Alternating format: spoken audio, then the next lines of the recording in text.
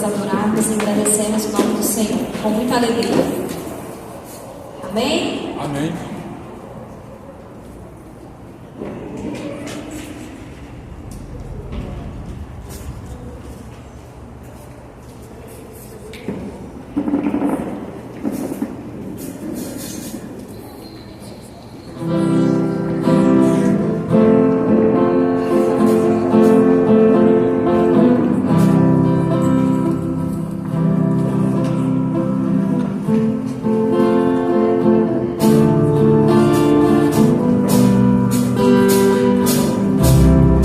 Bem-aventurado é o que está, dominado em tua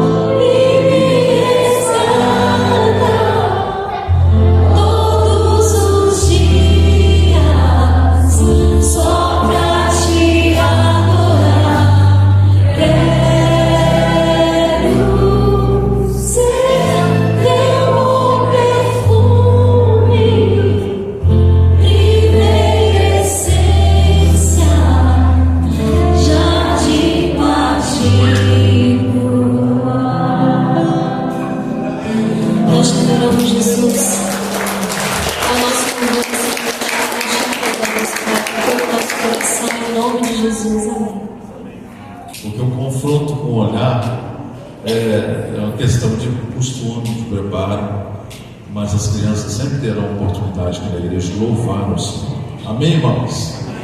Vocês estão bem, irmãos? Então abra sua Bíblia no livro de Êxodo. Nós vamos meditar hoje no livro de Êxodo, capítulo 18.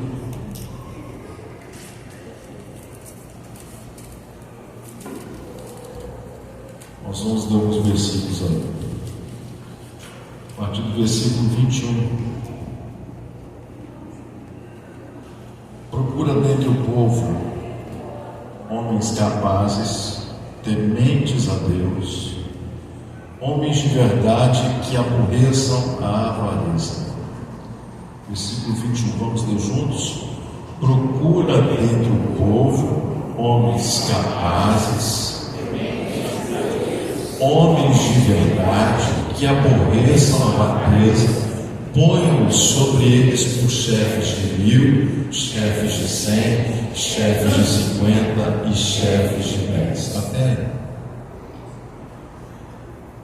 Quem falou essas palavras foi o sogro de Moisés, Jetro. E você vê hoje que existe uma gozação muito grande por conta do sogro, principalmente por causa da sogra. E às vezes é triste a gente ver no nosso meio brincadeiras com a sogra, sendo até do púlpito, eu já vi. Mas quando nós fazemos assim, nós estamos fazendo uma coisa que a Bíblia abomina. Você está desonrando. Se você tem uma boa relação, parabéns por você. Se você não tem uma boa relação com o seu sogro, com a sua sogra, você não deve fazer uma chacota. Você deve orar para que o seu relacionamento seja curado, para que o seu relacionamento seja um bom relacionamento, principalmente se ambos são cristãos. Moisés já estava avançado em idade, muito embora a Bíblia diz que ele tinha todo o vigor para liderar o povo. O Senhor o chamou, ele já tinha 80 anos, e à frente do seu povo ele ficou 40 anos. Deus escondeu Moisés por 80 anos para protegê-lo. Eu tenho dito a alguns irmãos aqui que muitas vezes Deus nos põe no anonimato, não é para nos esconder simplesmente, é para nos proteger. Então, se tem alguma hora em que Deus tirou você de cena, louve a Ele, dê graças a Ele, está protegendo você, está livrando de você de algo que você não tem nem consciência às vezes, e está preparando você no anonimato para algo maior do que os seus próprios planos. Por isso Deus muitas vezes faz o que fez com Moisés, aos 40 anos lá dentro do Egito. Recebeu a instrução para ser possivelmente um novo faraó, muito embora não fosse filho legítimo, nem neto legítimo, mas ele recebeu toda a cultura dos egípcios para ser possivelmente um faraó. Segunda coisa, quando chegou o tempo de Deus escondê-lo, houve uma situação em que ele ficou com a cabeça a prêmio, porque se doeu por conta do seu povo. Quando entendeu a natureza do seu chamado, ele matou um egípcio porque ele não suportou a injustiça. A Bíblia diz que serão saciados aqueles que têm fome e sede de justiça. Então o Senhor o esconde no deserto e foi pastoreando as ovelhas do seu sogro que ele teve encontro com o Senhor Deus Todo-Poderoso, o Senhor Deus Jeová. E a Bíblia diz que agora, durante 40 anos, ele foi levado pelo Espírito do Senhor para conduzir uma nação toda no meio do deserto. Não foi fácil. Segundo os cálculos, ele estava ali à frente de uma multidão de quase 2 milhões de pessoas. Como é que você vai dar de comer para 2 milhões de pessoas no deserto? Mas quando nós lemos os Salmos, O próprio salmista diz assim: poderá o Senhor preparar-nos uma mesa no deserto? Nós temos a resposta. Deus pode preparar uma mesa para nós no tempo de escassez. Quando está faltando tudo para todo mundo, Deus nos dá motivo para alegrar, motivo para festejar, e Ele nos dá todos os elementos para nós fazermos a Ele a nossa festa. Foi isso que Deus fez com Moisés. Só que agora o peso da idade, a responsabilidade chegou para Moisés, e ele estava estressado, exausto, cansado, mas ele tinha um bom relacionamento com o seu sogro. O seu sogro diz: meu filho, você vai morrer desse jeito. Ele diz: não, meu pai, consideração, né, que se tinha, eu tenho que fazer a minha parte. Mas ele diz: você precisa de sabedoria, você precisa levantar homens e colocar esses homens sobre grupos de 10, de 50, de 100, de 1000. Você precisa dividir a carga que está sobre os seus ombros, Moisés. Se você não fizer isso, você vai desfalecer, você vai morrer. E olha, meus irmãos, eu louvo a Deus porque aqui na igreja Deus levantou gente para me ajudar. Se eu não tivesse hoje os irmãos, especialmente você que está aqui, para me ajudar, talvez eu não suportaria a carga, porque não é só o peso da responsabilidade do trabalho, existe uma guerra espiritual que se dá em nossos membros, em nossos sentimentos, nas nossas emoções, na nossa vida sentimental. Existe uma guerra. Então, quando você tem com quem carregar o fardo e dividir a carga, as coisas ficam mais fáceis. E esse ano eu estou assim vivendo, eu abro meu coração o melhor de Deus na minha vida, com a minha família, porque apesar de nós termos muito trabalho, hoje eu conto com muitos irmãos aqui da igreja que têm me ajudado a carregar e a dividir o fardo. A cruz que é minha é só minha, você não pode carregar, mas os fardos nós podemos dividir. Eu louvo a Deus por sua vida, porque você tem me ajudado a carregar o fardo, e não é só meu, a igreja tem um fardo sobre si. Nós temos responsabilidades aqui. E o conselho que Jetro dá então para Moisés é um conselho que se aplica a cada um de nós em nossa vida profissional, ministerial e familiar.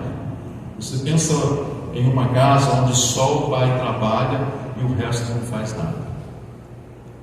Ou então pensa hoje na responsabilidade de uma mulher que não foi trabalhar para poder cuidar dos filhos e do marido. É um trabalho que nunca acaba. A louça está sempre suja, termina de lavar, já sujou, está na hora de lavar de novo, terminou de cozinhar, já tem que cozinhar para a janta. E hoje a agenda das mulheres está cada vez mais agitada, e se os maridos e os filhos não cooperarem, esse lar ele pode ir a pique, ele pode acabar. Por isso nós estamos vendo aí muitos casamentos sendo destruídos por falta de cooperação, por falta de ajuda, por falta de compreensão. E nós temos que ter essa percepção de que não dá para carregar os fardos sozinhos e fazermos a nossa parte. Você tem feito a sua parte? Se você não tem feito a sua parte, você precisa começar a se mexer. Eu vou te dizer o porquê. A inteligência artificial já está aí, é uma realidade que nós estamos vivenciando a cada dia. Ela está, por um lado, muito bom nos ajudando, mas em pouco tempo ela poderá anular com a existência humana, principalmente naquilo que nós podemos nos próximos 10, 15 anos ser substituídos por máquinas. Você já pensou você não ter o trabalho, você não poder desempenhar uma arte, porque agora a inteligência artificial está elaborando tudo isso para nós? No começo é paixão, tá, irmãos? Eu tenho visto cada coisa que é produzido pela inteligência artificial, mas eu estou preocupado com os próximos 10 e 15 anos. Quando as máquinas estão fazendo carros já são feitos por máquinas. Muitos dos equipamentos eletrônicos que nós temos dentro de casa já são as máquinas que fazem. Quanto maior a tecnologia, menos dependência humana. E isso deve nos preocupar. Está na hora da gente se reinventar. Está na hora de nós ficarmos mais dependentes do Senhor, pedindo ao Senhor novas ideias e novas saídas, para que a geração que vem à nossa frente não passe por apertos que nós já passamos. Mas eu quero chamar a sua atenção para o versículo que nos serve de base para a nossa meditação nessa noite. Eu queria que você olhasse o versículo 21.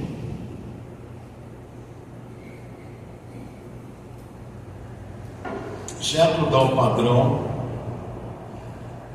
dos líderes que Moisés deveria erguer no meio do seu povo para liderar grupos de 10, 50 e 100. Primeiro padrão: procura dentre o povo homens capazes. Vamos falar homens capazes? Homens capazes. O que é ser capaz? É você ter condições de fazer. Infelizmente, nem todas as pessoas têm condições ou uma capacidade para liderar. A Bíblia diz que o Senhor nos chamou para sermos cabeça e não cauda. Mas para você ser cabeça, existem algumas condições que Deus estabeleceu. Alguns dentro da igreja têm exercido o papel de cauda e não de cabeça. Por quê? Porque estão desligados da videira. Não estão recebendo vida divina que vem direto do trono para nós. E quanto mais independentes do Senhor nós nos tornamos, mais incapazes nós também ficamos para poder fazer alguma coisa para o reino, conforme nós ouvimos na mensagem de domingo passado. Uma dessas coisas é você olhar para trás. O Senhor Jesus disse que se nós olharmos para trás, nós não estaremos aptos para entrar no reino, ou para gozar dos poderes do reino. E a igreja hoje, através do Calvário, através do sangue de Jesus que foi derramado, nós temos os poderes do reino a nosso favor. E nós podemos ligar na terra em nome de Jesus, que no céu será também automaticamente ligado. Jesus nos deu o padrão: tudo que 2 de vós concordarem na terra, será concordado no céu. Por isso eu te ensinei, meus irmãos, como nós devemos fazer orações quando a nossa oração sozinha não está funcionando. Chama mais um para orar com você. Enquanto você ora, o irmão está do seu lado concordando. O que é a oração da concordância? É justamente você estar ligando na terra aquilo que você deseja que do céu venha sobre a pessoa com quem você está orando. Nós perdemos muito quando deixamos de orar em duplas ou em trios, ou no ajuntamento que nós fazemos aqui com os irmãos só para a oração. Como nós perdemos? Então Moisés recebe a instrução: primeiro, procure homens capazes. Eu tenho certeza que os irmãos que aqui têm negócios próprios, você não vai colocar ninguém incapaz na sua empresa em algumas posições de liderança. Você vai procurar o melhor. E nós, o povo de Deus, temos que aprender com Deus a fazer o mesmo. Nós não podemos colocar pessoas irresponsáveis ou pessoas incapazes em lugares chaves dentro da igreja do Senhor. Você que é pai, hoje eu brinquei com a Yasmin, que está fazendo aniversário hoje. Brinquei com a Yasmin, se ela já está com a carteira de motorista dela, não estou, cadê o Antônio? O Antônio está lá para dentro. O Antônio falou assim: não, pastor, eu só fiz 13 anos. Eu falei: olha, não tirou a carteira ainda não? Eu falei: não tirei não. Eu dei a mesma coisa com a Yasmin, né? A Yasmin falou assim: ah, pastor, que sonho. Começa a orar aqui aos 18, lá, seu pai que está com a chave do carro, toma. Irmãos, você não pode colocar um carro na mão de alguém capaz. Por exemplo, as crianças que eu falei hoje aqui, Yasmin e o Antônio, eles têm pouca ideia, pouca idade, mas eles são capazes. A lei os limita a partir dos 18 anos. Não que eles não sejam capazes, mas é por outras razões. Porque hoje, quando acontece um acidente, quem comete o acidente precisa ser responsável diante da lei. Por isso, no mínimo 18 anos. Nós entendemos isso. Na tradição batista, quando nós íamos batizar, não se batizava qualquer criança. No mínimo, a criança tinha que ter noção do que estava fazendo diante de Deus. Porque Deus está procurando pessoas que estejam aptas, preparadas. E às vezes a gente inverte a coisa, não, Deus capacita os que chamam assim. Deus capacita os que chamam assim. Você gostou do meu filho bem aí, irmãos? Aumenta um pouquinho, meu filho, que eu estou me esforçando, mas daqui a pouco eu começo a tossir e lascou. Então, irmãos, Deus capacita os que chamam. Agora, como vem essa capacitação? Vem através de uma busca pessoal. Se você não se deixar capacitar, Ele não vai poder usar você. Sabe o que eu estava falando com a Arilma anteontem mesmo? O que a Bíblia diz assim? O que o Senhor falou? Muitos são chamados, mas são todos escolhidos? Vamos falar juntos? Muitos são chamados, mas poucos escolhidos. Deus tem chamado muita gente, mas a maioria não quer nada com Deus. Até ouve o chamado do Senhor, mas não quer se preparar, não quer se consagrar, não quer estudar, não quer investir tempo no preparo. Então muitos são chamados, mas não são todos que são escolhidos, não, meu irmão. Todos são chamados para ir para o céu, todos são chamados, mas são todos que vão para o céu? A gente sabe que não. Então, voltando ao versículo lá, Jetro diz: Moisés, você vai procurar homens capazes. Segundo, você vai procurar homens tementes a Deus. Tem que ser temente a Deus. E uma coisa que o temor ao Senhor faz conosco, o temor nos faz pisar no freio quando a gente está para fazer bobagem. O temor nos faz pensar 2 vezes antes de fazer uma grande besteira. Pastor, dá um exemplo de uma grande besteira. Pecado. Que tipo? Todo tipo. Todo tipo de pecado é uma grande besteira. É bem verdade que existem alguns tipos de pecado que nos levarão ao choro depois, a um choro amargo, a um choro de arrependimento.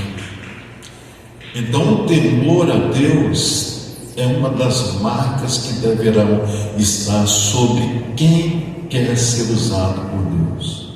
Primeiro, você tem que ser capaz. Segundo, você precisa temer a Deus. E o temor a Deus funciona na nossa vida quando ninguém está nos olhando. Você está com tudo a seu favor para você fazer uma grande bobagem, mas você diz assim: não vou fazer isso, porque o Senhor está aqui, porque Deus está aqui, não vou fazer isso. Terceira coisa, vamos ver o verso.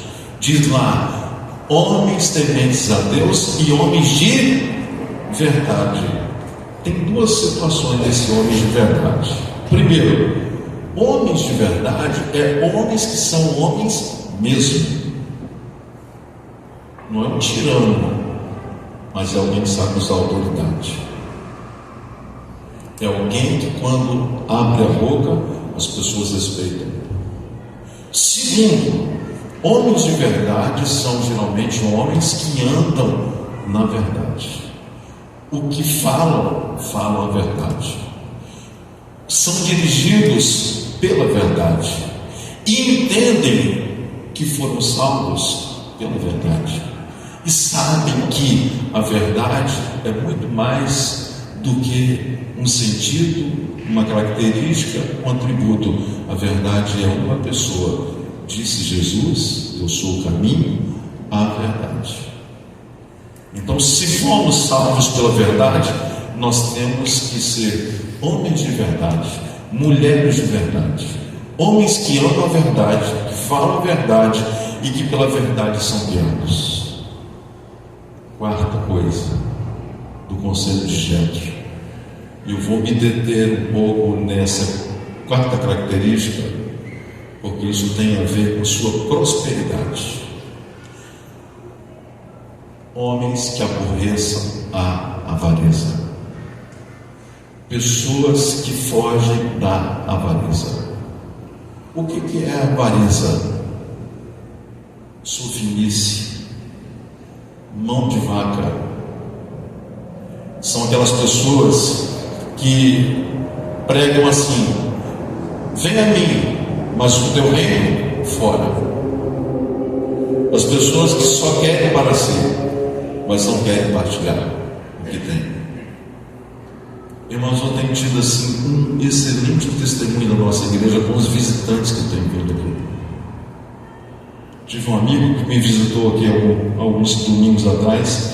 Ele falou com a irmã assim: puxa, lá na igreja a gente dá um lanchinho, mas é que vocês dão uma janta depois do culto. E o melhor, ele precisou ouvir: quem dá isso não é a igreja, são voluntários irmãos que amam a obra do Senhor e fazem isso de coração. Essas pessoas não têm esse pecado da avareza, elas têm prazer de dar, prazer de se dar. Isso é a marca de Cristo em nós.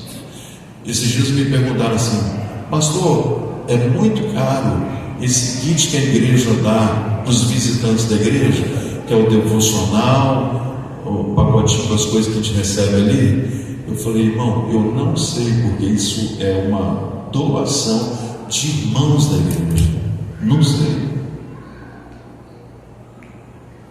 Eu coopero também, mas não é a obra de uma única pessoa. Então eu louvo a Deus, irmãos, porque Deus tem levantado gente aqui que aborrece a avareza. Eu quero falar um pouquinho hoje sobre a avareza, mostrando para você alguns textos bíblicos, porque a avareza entristece o coração de Deus. Sabe por quê? Porque Deus não é avarento. O primeiro texto que nós citamos como aprendizado na escola bíblica é João 3,16, cuja sentença começa dizendo assim, vamos falar a primeira frase: porque Deus amou o mundo de tal maneira que deu. Porque Deus amou o mundo de tal maneira que deu. Pega essa palavrinha, deu, e grifa na sua Bíblia. Quem ama dá. Quem ama se dá. Quem ama não retém. O problema é quando se diz de reter, a gente pensa em grana, mas não é só isso. Tem gente que retém o próprio tempo, tem gente que retém a atenção, tem gente que retém o elogio. Não retém. Se você viu algo que merece aplauso, aplauda. Se você viu um gesto de alguém que merece ser elogiado, elogie. Eu vi um post que a Ilma fez essa semana do Spurgeon, que eu dei risada, mas depois eu fiquei pensando naquele negócio que o Spurgeon falou. O Spurgeon falou assim: olha, se você falou mal de mim, fique tranquilo que eu não vou me aborrecer, porque você não me conhece. Eu sou muito pior do que isso. Elogie quando você puder. Peça a Deus para ungir os seus olhos, para que você veja o que é belo e o que merece aplauso e elogio do outro. Nós precisamos ter isso, porque isso tudo corre contrário à avareza. Deus vai usar gente competente, preparada, e Deus vai usar gente que está fora da caixinha, conforme nós falamos aqui.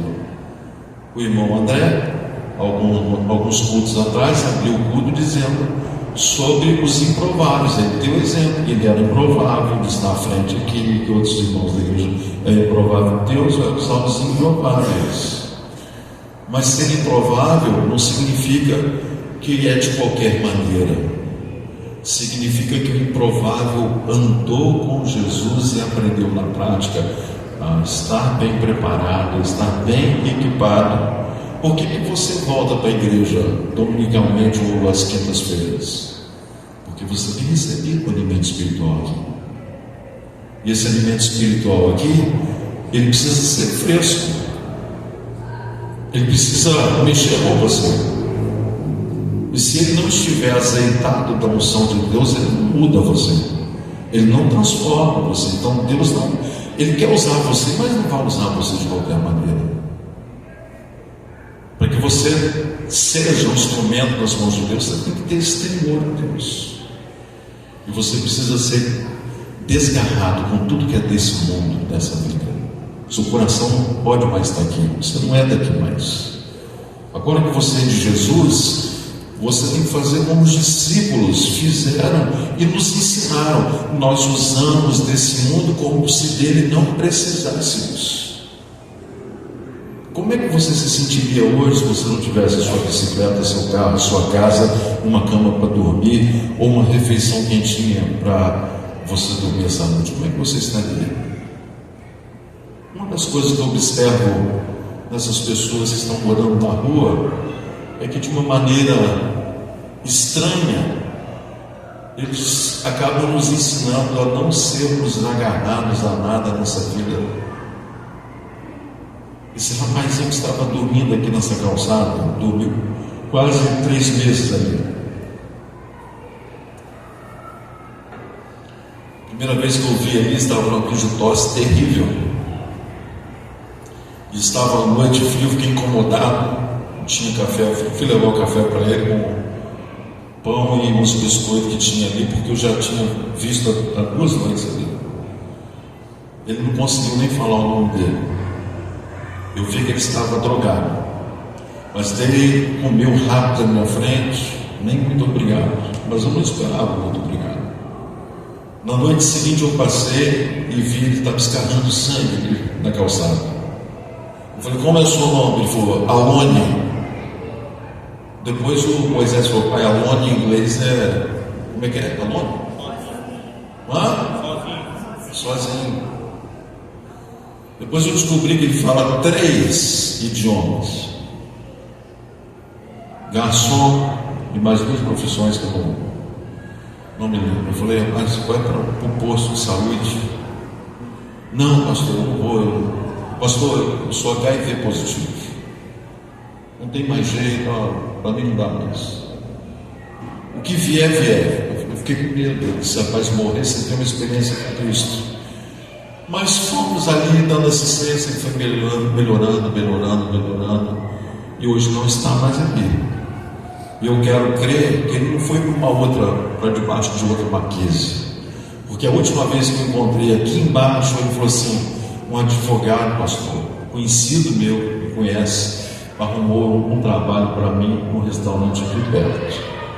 Então louva a Deus. Deus faz essas coisas que a gente não espera, com pessoas improváveis. Se um dia eu entrar numa igreja e esse rapaz estiver pregando, não vai ser nada estranho a mim, porque eu já vi Deus fazendo essas coisas. Mas Deus não usa a gente de qualquer maneira. Ele vai capacitar você, ele vai preparar você.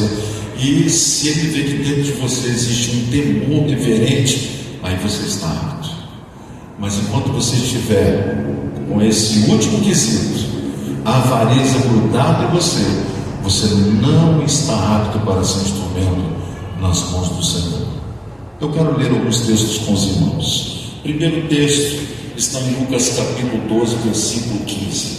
Então lhes recomendou: tende cuidado e guardai-vos de toda e qualquer avareza, porque a vida de um homem não consiste na abundância dos bens que ele possui. Tende cuidado e guardai-vos de toda e qualquer avareza. não seja mesquinho, não seja apegado a dinheiro. Ter dinheiro é coisa boa? Lógico que é. Mas você, quando está sem dinheiro, você fica infeliz? Você se sente inseguro? Você ainda não entendeu o Evangelho. É pecado ser rico? Não é pecado. Pecado é quando a riqueza passa a ser o Senhor da sua vida. E quando você é mesquinho, porque você foi picado pela serpente da avareza, Deus não vai usar você. Por isso o sogro de Moisés é um homem que nós devemos ouvir o conselho dele. E isso serve para cada um de nós, irmãos. Quando nós nos submetemos a um tipo de liderança ou nos colocamos debaixo de alguma autoridade, nós temos que olhar essas 4 características. Essa pessoa ama Deus, essa pessoa vive o que prega, essa pessoa teme a Deus de fato, anda na verdade, é liberal ou é mão de vaca? Com a mesma medida nós somos medidos. Então, o que nos diz a palavra? O apóstolo Paulo, quando escreve à igreja que estava em Corinto, 2 Coríntios 9, de 5 a 7, eu vou ler com você. Portanto, julguei convenientemente recomendar aos irmãos que vos precedessem entre vós e preparassem de antemão a vossa dádiva já anunciada, para que esteja pronta como expressão de generosidade e não de avareza. Eu torno a testemunhar aqui na igreja aos irmãos. A nossa igreja, ela tem pontos abençoados que merecem o nosso aplauso. Nós temos irmãos aqui que, quanto mais oportunidade tem para expressarem sua generosidade, eles fazem isso. Mas são todos? Não, infelizmente não são todos. Infelizmente não são todos. Então hoje você precisa olhar isso para dentro do seu coração. E quando eu falo isso, irmãos, não fica pensando só em dinheiro. Aqui na igreja a gente fala pouco em dinheiro. Mas quando eu deixo de falar de dinheiro para você, eu deixo de abençoar você.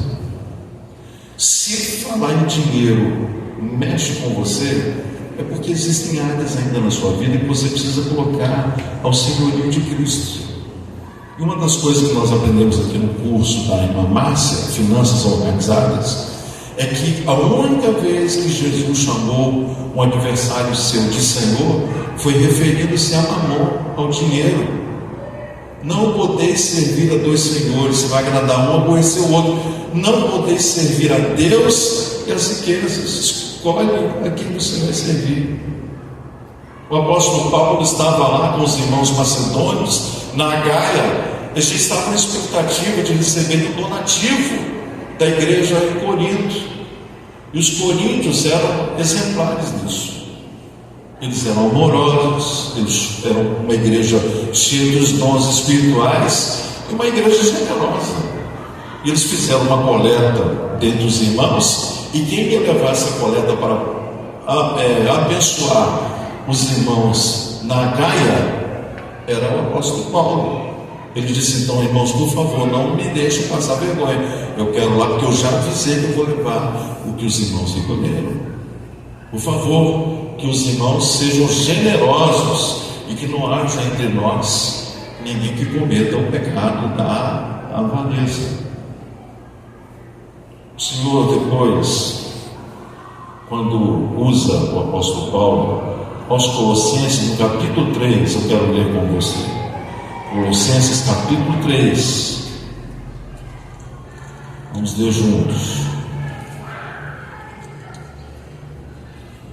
Ele diz assim a partir do 5: fazei, pois, morrer a vossa natureza terrena, prostituição, impureza, paixão lasciva, desejo maligno e a avareza, que é o quê? E a avareza, que é idólatra. Talvez você nunca tenha ouvido falar nisso, Mas a Bíblia diz que quem é grudado em dinheiro, quem é sovino demais, quem é agarrado no dinheiro, é um idólatra, um nível igualzinho, sem tirar no corpo. E ele chama isso aí de natureza terrena. E coloca os pecados de prostituição, impureza, paixão lasciva e desejo maligno no mesmo nível da avareza. Ele diz que é idolatria. Se tivermos isso na nossa vida, nós seremos pouquíssimos úteis na mão do Senhor. E qual é o desejo do nosso coração maior? Todos nós aqui queremos agradar a Deus. Mas eu não posso agradar a Deus do meu jeito, eu preciso agradar a Deus do jeito dele. É por isso que nós temos instruções na Bíblia de como nós devemos cultuá-lo, como nós devemos adorá-lo. Quem não fez um curso comigo aqui de Levíticos perdeu uma grande oportunidade. Nós vimos que não é de qualquer maneira, é da maneira de Deus. Por que Deus aceitou o culto de Abel e rejeitou o culto de Caim? Por que Ananias e Safira foram consumidos pelo fogo da ira de Deus? Deus não pediu nada para eles. Eles fizeram um voto e fizeram um voto diferente, usando a mentira, não a verdade, conforme nós lemos ali. Deus não está na mentira, Deus está na verdade. E um dos tantos irmãos, os irmãos se lembram daqueles que colocaram a mão na arca para ela não cair no chão? O que aconteceu? Eles foram incinerados, fulminados. Por quê? Porque você não pode fazer as coisas de Deus do seu jeito, tem que ser do jeito dele. E a avareza está inclusa em uma dessas características. Fazei depois de morrer a vossa natureza terrena, prostituição, impureza, paixão lasciva, desejo maligno e avareza, que é a idolatria. Hebreus 13:5, olha que impressionante o que Hebreus nos fala. 13:5. Seja a vossa vida sem... Vamos falar juntos, irmãos? Seja a vossa vida sem avareza. Grife isso na sua Bíblia. Ou seja, não dê abertura para o diabo trabalhar nas suas finanças. Meus irmãos, ou nós aprendemos a depender do céu, ou é melhor a gente ir para outro caminho. O que é a fé? A fé é o firme fundamento das coisas que se esperam e a prova das coisas que não se veem. E a Bíblia diz que nós devemos andar por fé e não por vista. Devemos andar por aquilo que cremos e não por aquilo que vemos. É muito diferente. Eu vou falar rapidamente aqui sobre algumas características de um avarento, para ver se tem alguma dessas aí em você. Primeiro, o avarento é serrote. Você conhece alguém serrote?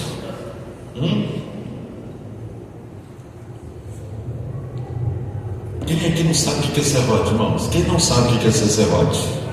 Ser serrote é aquela pessoa que fica pedindo um pedacinho. Aqui, paga do colé para mim. É umidade da. Depois você lê lá nos profetas menores o que a Bíblia fala sobre a avareza. Todo avarento é serrote. Dá um pedacinho. Todo avarento. Não entregue sua esposa nem seu marido, não, tá? Não. Todo avarento gosta de ser servido e não gosta de servir. Conhece alguém assim? Todo avarento faz questão de minúcias. Ah, não. Só sai daqui se só tiver os meus 5 centavos de troco. Ah, se fosse o contrário, você não ia me vender, então eu faço questão, quero meus 5 centavos de troco. Você conhece alguém assim? Todo avarento é, entre aspas, justo demais. Escreveu, não leu, o pau comeu. Avarento. A cartilha dele não é a cartilha do céu. Todo avarento quebra o pau por muito pouco. Conhece alguém assim? A pessoa cresce rapidamente. Todo avarento gosta que pagam a sua conta, mas nunca paga a conta de ninguém. avarento. Conhece alguém assim? Sabe o que nós cantamos aqui? Chuvas de bênçãos dos céus, mas gotas somente nós temos, chuvas rogamos ao Deus. Por que a gente só tem gotas às vezes? Só recebe gotas do céu quem vive na avareza. Quem vive na abundância do Senhor recebe chuva constante do céu, não é gotas somente. O avarento recebe sempre em conta a conta. Tudo para ele é muito difícil. Não é que você vai ter uma vida de facilidade, mas são princípios espirituais imutáveis. O avarento sempre tem perdas e grande prejuízo. Não, ele conquista um negócio aqui, lasca o outro ali. Avarento.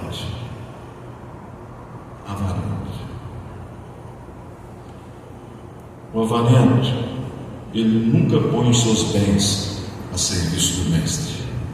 Nunca. Avarento. Lucas 6:38. Nós vamos ler agora juntos ali. Eu vou encerrar aqui. Vamos ler juntos. Dai e dá-se-vos-á. Boa medida, recalcada, sacudida, transbordante, generosamente vos darão, porque com a medida com que tiverdes medido, vos medirão também. Quem falou isso, pastor? Foi Jesus. Dai e dar-se-vos-á. Primeiro você faz o quê? Mete a mão no bolso. Deixa o texto lá, irmão, por favor. Dai e dá-se-vos-á. Boa medida, recalcada, sacudida, transbordante. Pega cada uma palavra dessa, vai para o dicionário. Depois de se entender cada expressão daquela ali, boa medida. Como é que é recalcada? Mas como é que é sacudida? Como é que é transbordante? Na hora que você entender o que é cada coisa dessa aí, até a sua oração diante de Deus vai mudar. O texto que é o terror do crente carnal que ainda não se converteu completamente, na hora que fala assim, vamos abrir Malaquias 3:10, o escorpião já começa a misturar dentro do gosto do cara. Aí na hora que vai fazer a oferta, ele olha aqui, pega a nota de 100, o Senhor te repreenda, vai na nota de 2 aqui. Meus irmãos, estou falando isso com muito amor com os irmãos, porque é o conselho de um homem sábio, Jetro. Ô Moisés, você está fazendo tudo errado, meu filho. Levanta homens capazes, que andam na verdade, que temem a Deus, que não sejam dados à avareza. Coloque esses homens para liderar. E você sabe por que Jetro deu essa condição para Moisés? Porque debaixo de uma autoridade espiritual, você vai gozar bênçãos ou ausência delas. O meu sonho aqui, irmãos, é ver os irmãos crescendo mais do que eu cresci, em todos os aspectos. Nesse aspecto aqui não, tá, irmãos? Estou falando espiritualmente, intelectualmente. Eu quero ter o prazer de ver os irmãos crescendo mais do que eu aqui. Essa é a recompensa de um líder, ver os seus liderados se tornando melhor do que eles. E irmãos, nós vamos conseguir isso aqui. Nós vamos usar a palavra de Deus como a nossa base de regra e conduta. Você vai olhar para alguém então que Deus colocou no seu caminho para liderar, olha para a vida da pessoa. Eu fico olhando, hoje as pessoas estão colocando as suas cabeças debaixo de qualquer mão para abençoar. Tenha cuidado com isso. Eu não deixo qualquer pessoa colocar a mão na minha cabeça. Não permita que qualquer pessoa coloque a mão na sua cabeça. Por aqui entra a bênção e entra outras coisas também. Principalmente se quem vai colocar a mão na sua cabeça não é alguém que não teme a Deus, que vive uma vida dupla e é avarento. essas coisas se transmitem também. Vamos ficar de pé. Pastor Adolfo está falando.